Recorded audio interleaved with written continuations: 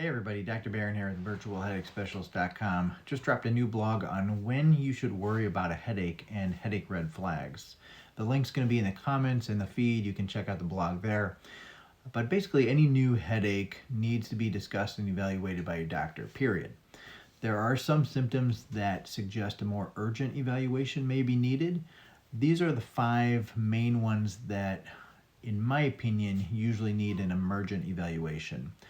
First of all, headache with a sudden onset, also known as thunderclap headaches, or the worst headache of your life. You'll hear these terms thrown around. This could suggest a subarachnoid hemorrhage, which is a brain bleed due to an aneurysm rupture. This is like 10 out of 10 pain immediately at the onset. About 25 to 50% of patients with a subarachnoid hemorrhage die before they even get to the hospital. So you do not want to ignore this kind of headache. Number 2, neurological symptoms. These could be pretty wide-ranging: confusion, difficulty speaking, numbness, weakness on one side of the body, vertigo, imbalance, vision changes, vision loss, double vision.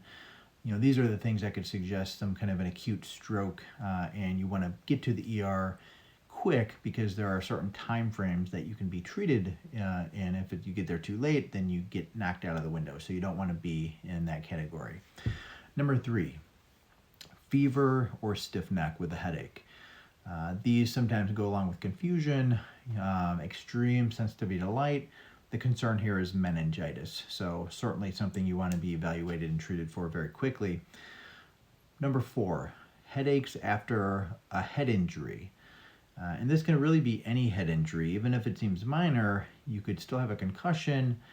There could also be severe conditions, including bleeding into the brain, and this can happen slowly, it can happen quickly. Both can be fatal.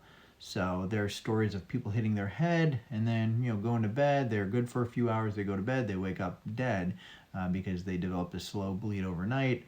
And so you don't want to end up with something like that. And then number 5, persistent or severe headaches. When you have a headache that's persisting longer than usual, it's significantly worse, more severe, a much different pattern than your typical headaches, you don't want to wait to have it evaluated. You want to have it checked out. There's another mnemonic that is pretty popular, and this goes over things that you don't want to wait on an evaluation for your headache. And the mnemonic is SNOOP4. So we're going to go through each one of these. So first of all, S is for systemic symptoms and signs. So these are things like fevers, weight loss.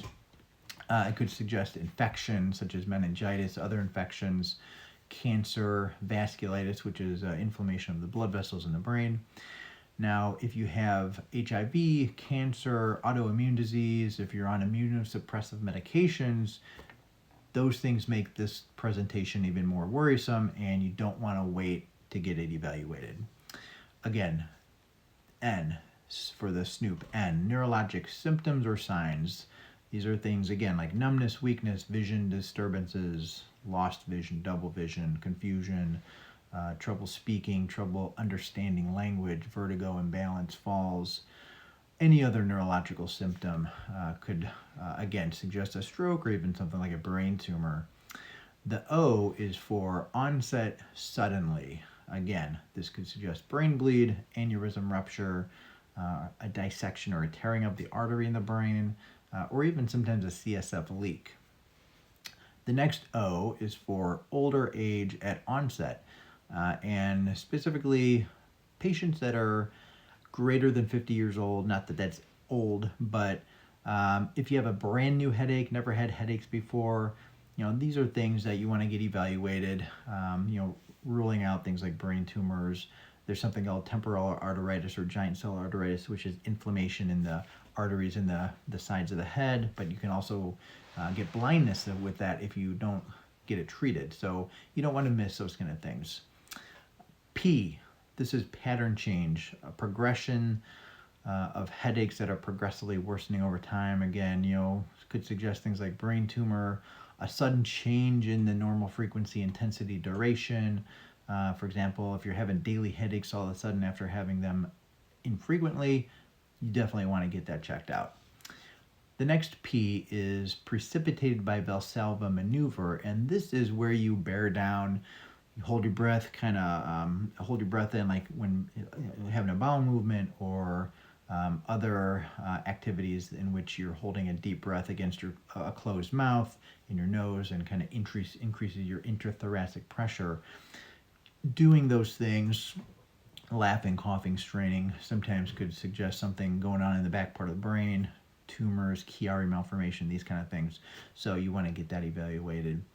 The next P is positional aggravation, triggered by either standing up or laying down. These things could suggest either low CSF pressure, so CSF leak, or high pressure from hydrocephalus, or idiopathic intracranial hypertension, or IIH.